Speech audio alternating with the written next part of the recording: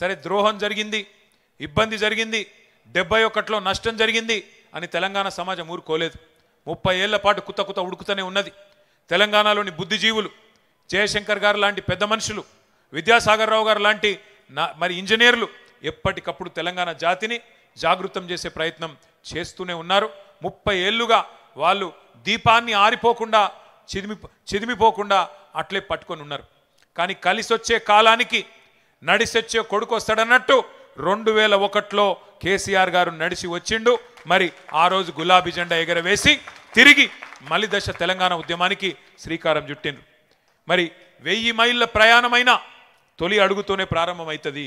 అట్లాగే కేసీఆర్ గారు మొదటి అడుగు వేసిన రోజు జలదృశ్యంలో మక్కలో పుట్టింది పుబ్బలో పోతుందని ఎద్దేవా చేసిండ్రు.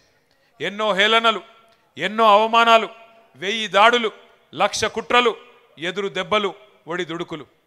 కానీ కేసీఆర్ గారు ఎక్కడా కూడా వెనకకు పోలేదు.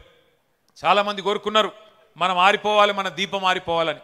पर हमारे भाई लोग जैसे कहते हैं फानूस बन के जिसकी हिफाजत हवा करे वो शमा क्या बुझे जिसको रोशन खुदा करे.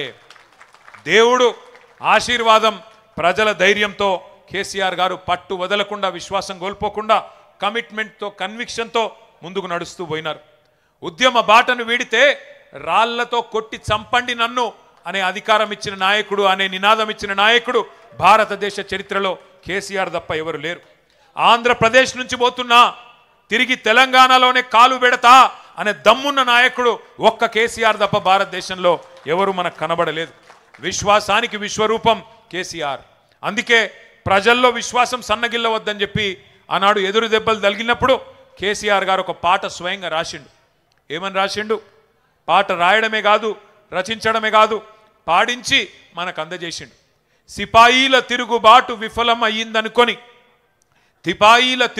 విఫలం అయ్యిందనుకుంటే వచ్చునా దేశానికి స్వాతంత్రం, రాజీ లేని పోరాటమే విజయం సాధిస్తుంది, ముమ్మాటికి తెలంగాణ రాష్ట్రం వచ్చి తీరుతుంది అని పాట రాసిందే కేసీఆర్.